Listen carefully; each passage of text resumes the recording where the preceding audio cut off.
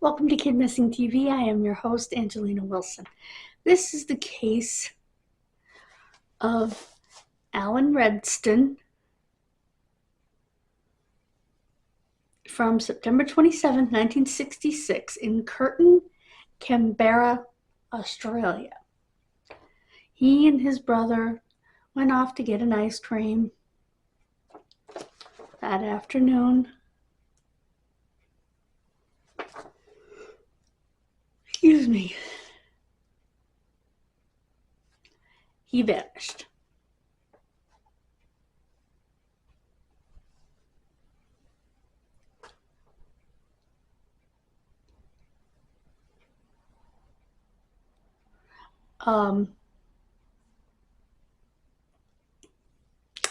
By the next day, which was Wednesday, almost within sight of the Redstons' backyard, a neighbor's dog had drawn attention to a spot in the swampy bed of Yarralumla Creek. Yarralumla. Yarralumla. Not even a kilometer away, so right around a mile. A dirty piece of carpet was unrolled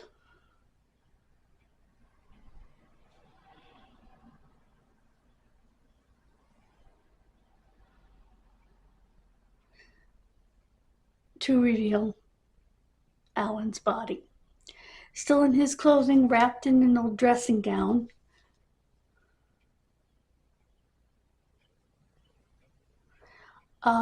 his hands, feet, and neck were bound. Oh, by the way, a dressing gown's a nightgown.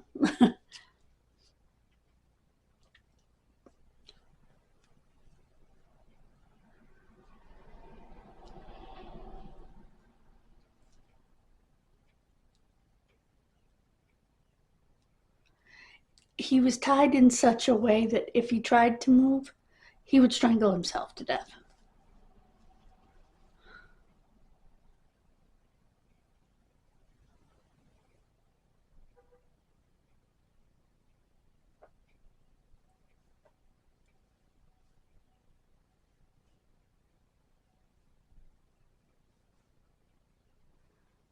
The whole town was horrified, as they had all helped search for him.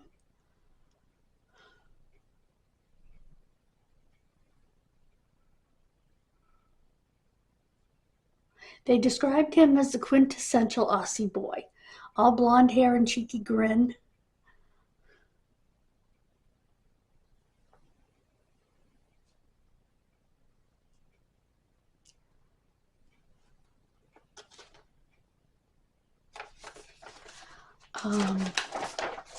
Oopsie, there we go.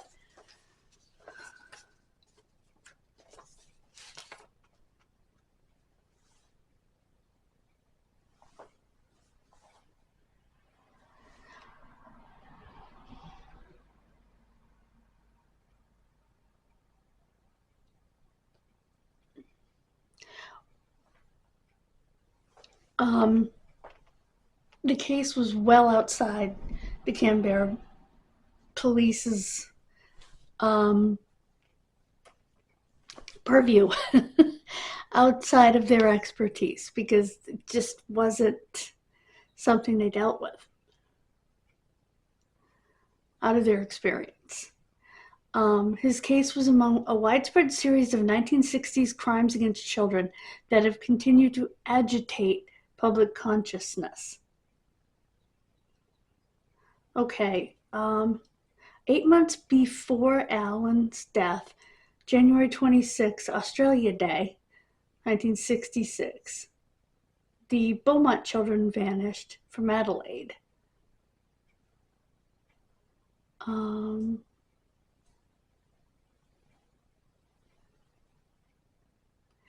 of course, they linked the two cases because of deceased child predator Derek Percy.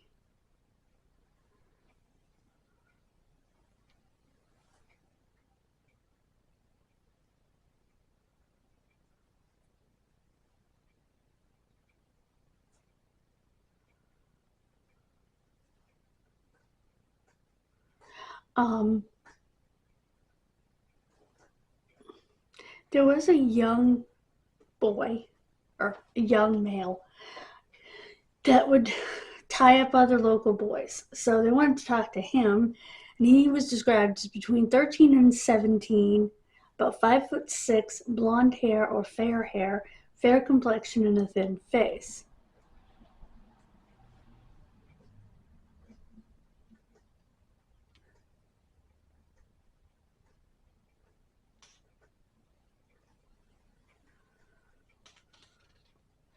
And Percy is still a person of interest.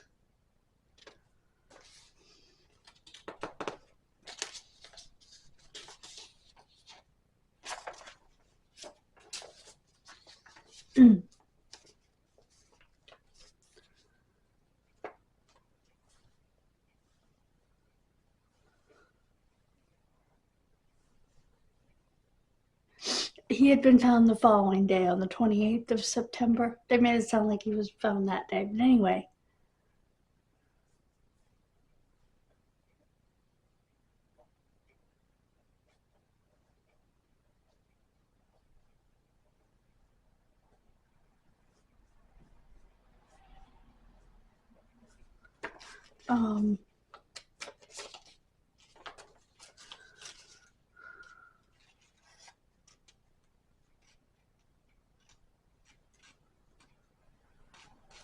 And he was only 6 years old.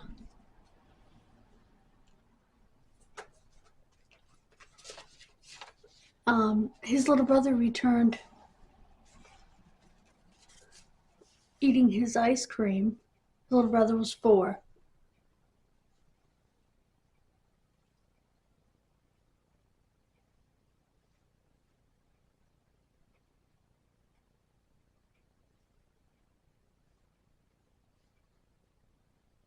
Okay. A neighbor, Mrs. Gibbon, actually saw Alan with an older boy and asked him about it. He said, "Oh, yes, Mommy said I could go." Okay.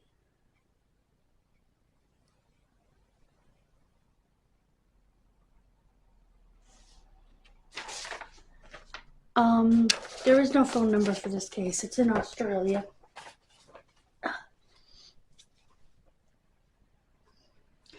I don't know.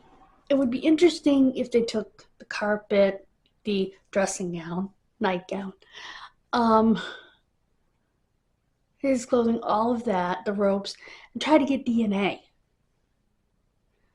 I don't know how much they do as far as like genetic genealogy over there, but get DNA and put it through the system, whatever their system is, because it's not CODIS, and see if they can come up with something.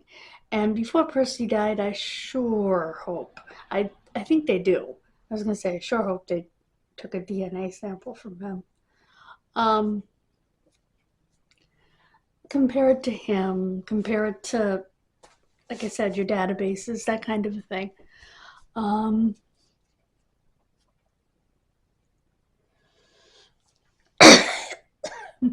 And see what you come up with.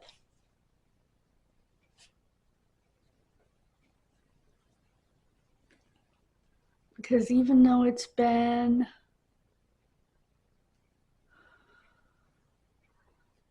59 years, some justice is still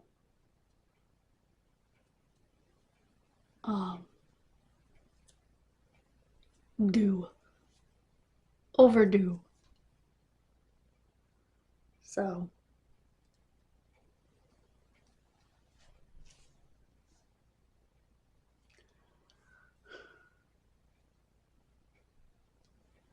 and even if the person is dead,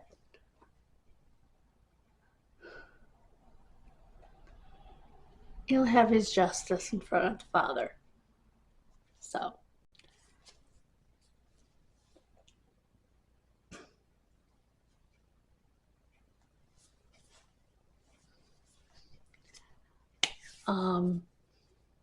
because I believe this was definitely a male. So, Thank you so much for joining me. God bless you. Have a wonderful rest of your day. Please subscribe. We got like 4 to go to get to our goal of 500, which would be amazing. And I will see you Friday. Bye, guys.